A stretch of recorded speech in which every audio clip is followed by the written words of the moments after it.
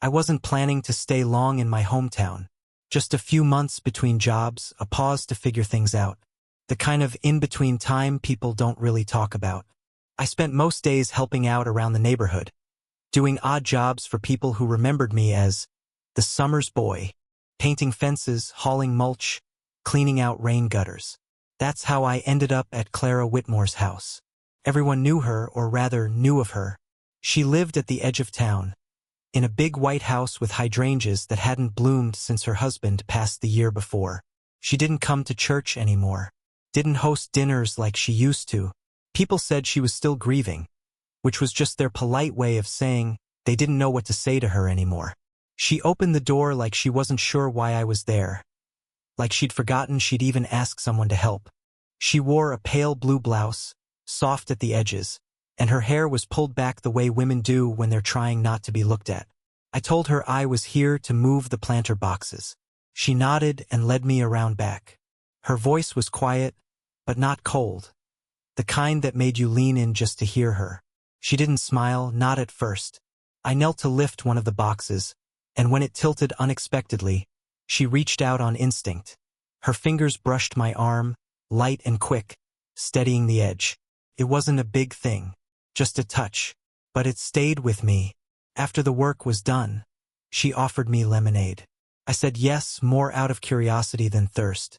We sat on the porch, the kind of silence between us that wasn't awkward, just gentle, like two people listening to the same wind.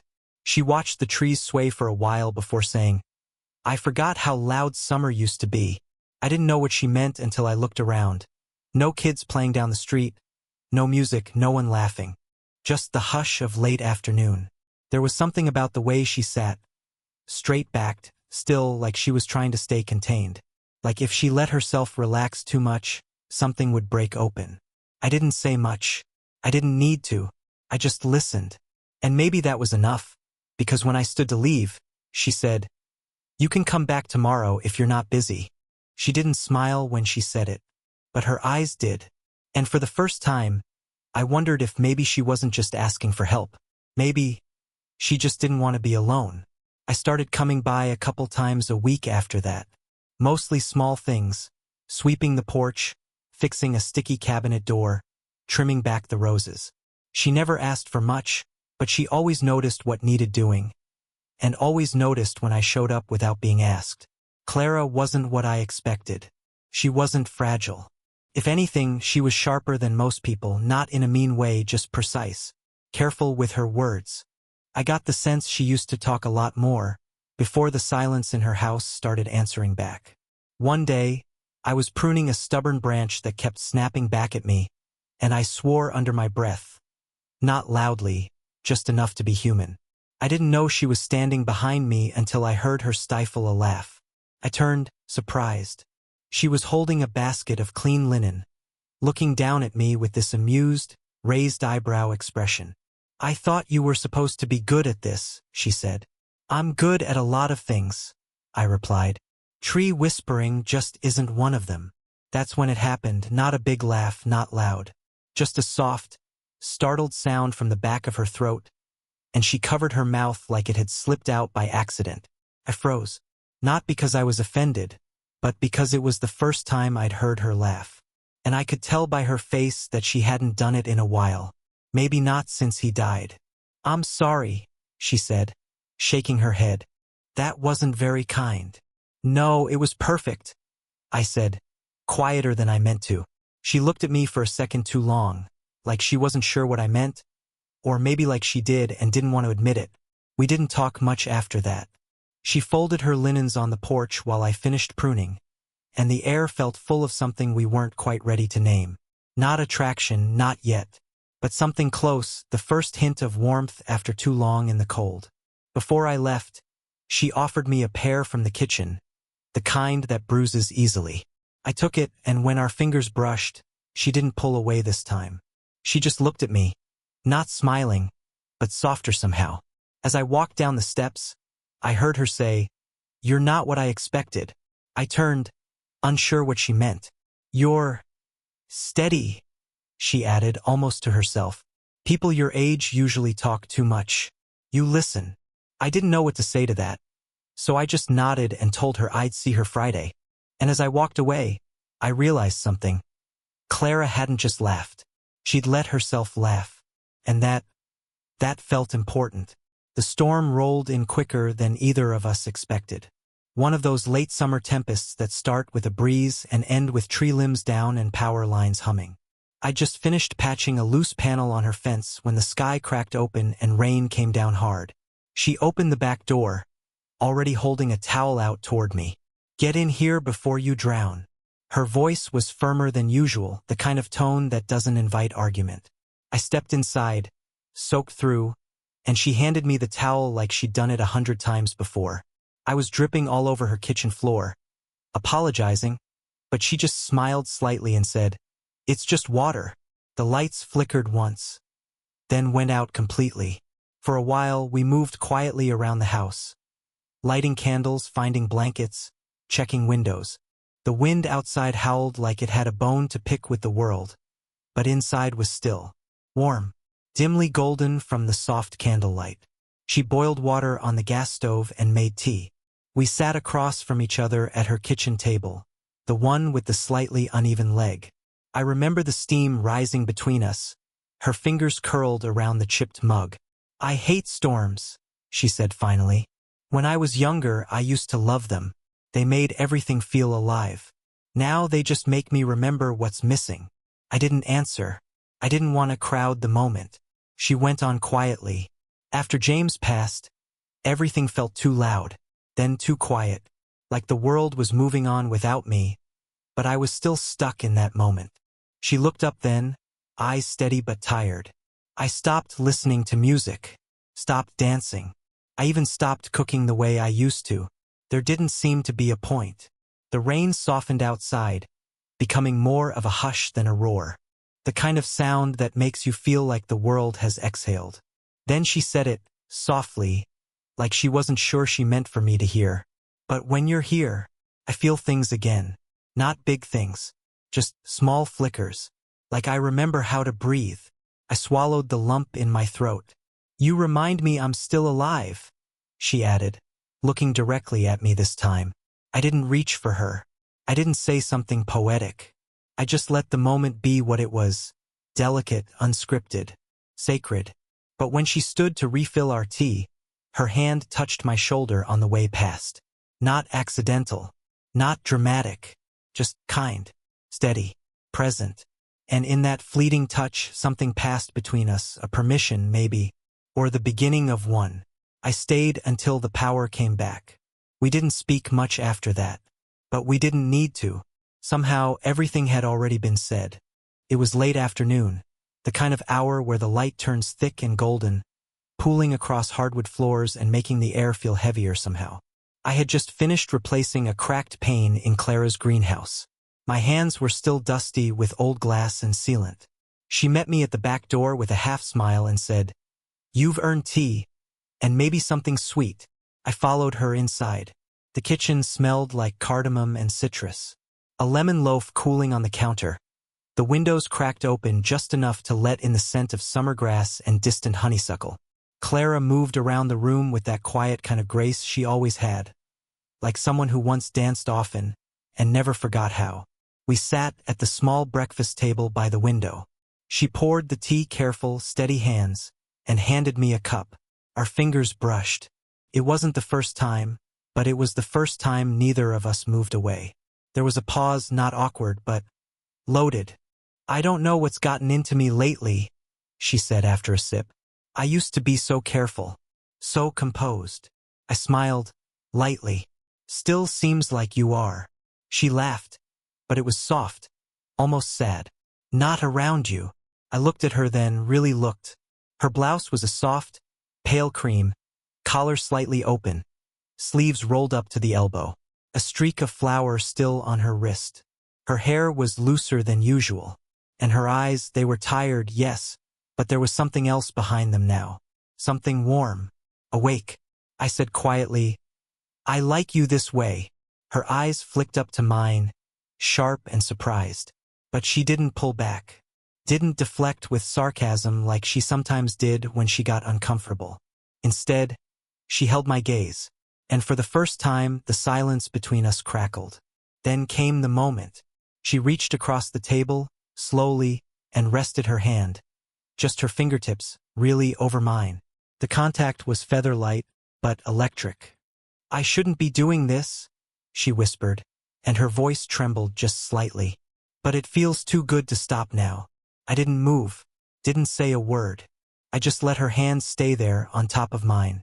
I turned my palm upward, a quiet invitation, and she let her fingers slip into the spaces between mine like they belonged there. The kitchen was warm and still. The scent of lemon, the creak of the old ceiling fan, the quiet hum of our shared breath. And there, in that tiny moment, nothing wild, nothing reckless, something shifted. She was letting herself feel, and I was falling carefully but completely. I didn't kiss her. I didn't need to. Her touch was already saying everything. I didn't see her for a few days after that. No texts, no porch tea, no lemon cake or broken planters. Just nothing. And I didn't want to push. I didn't want to be the reason she felt cornered.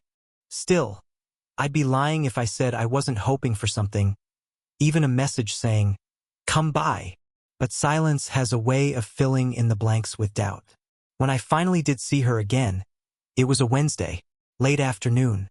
I came by unannounced, just to return a book she'd lent me. Some worn old poetry collection that still smelled faintly of her kitchen. She opened the door slowly, like she already knew it was me. "Hi," I said. "Hi," she echoed, soft, tired. There was a pause, long enough to wonder if she might ask me to leave. But then she stepped aside. "You want to come in?" The house felt different somehow. The air heavier, her movements more measured.